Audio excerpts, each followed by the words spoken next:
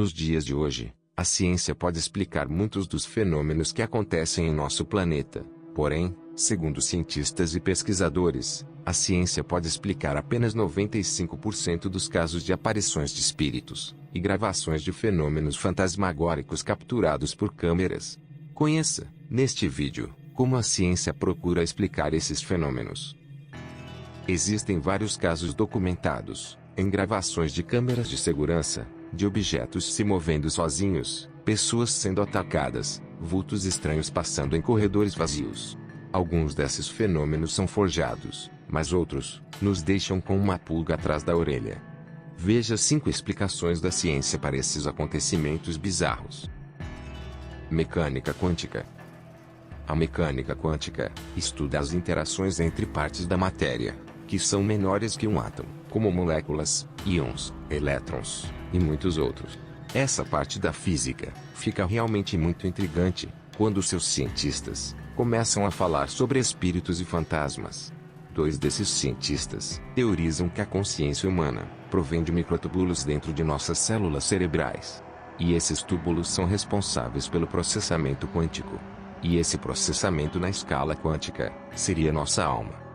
Quando as pessoas têm uma experiência de quase morte, toda aquela informação quântica deixa o cérebro, mas ainda continua a existir no mundo físico.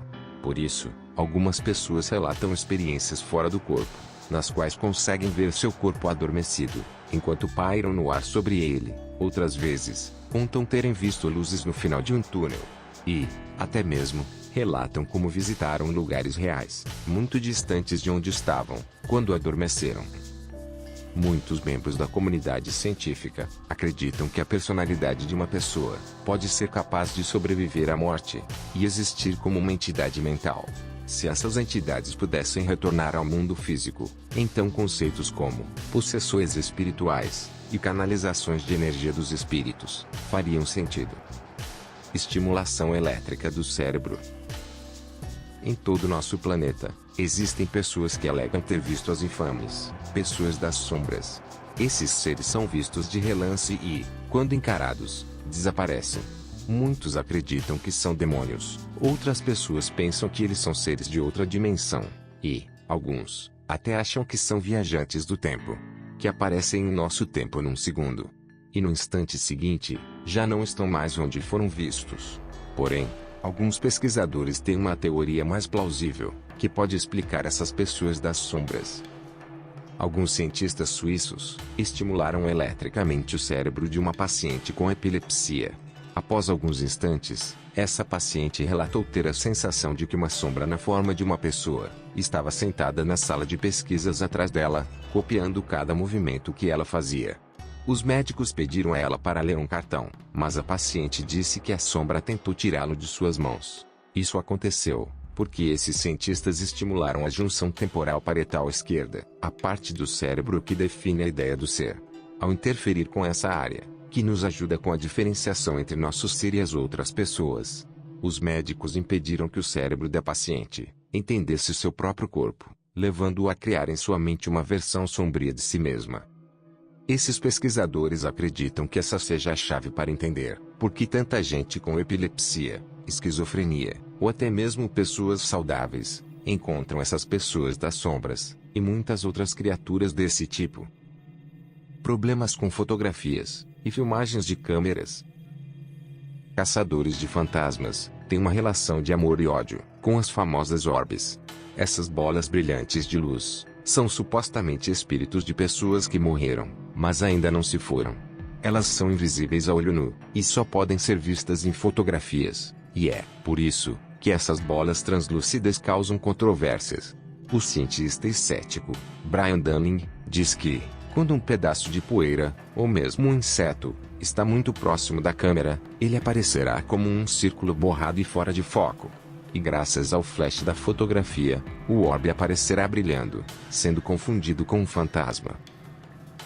Mesmo os mais crentes no fenômeno paranormal apresentam algum ceticismo quando se referem a orbes presentes em fotografias e filmagens. A famosa parapsicóloga Pamela Reeve acha que alguns desses registros sejam verdadeiros.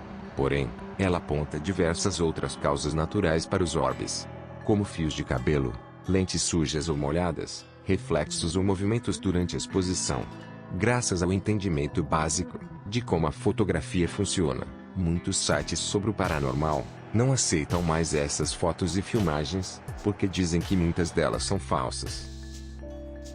Envenenamento por monóxido de carbono. Em 1921, o oftalmologista William Wilmer publicou um estudo bizarro no Jornal Americano de Oftalmologia. Ele contou a história de uma família e sua casa mal assombrada. Essa casa infernal era atormentada por sons de portas batendo, mobília arrastada e passos em salas vazias. Uma das crianças sentiu algo sentando sobre ela, e outra foi atacada por um estranho misterioso.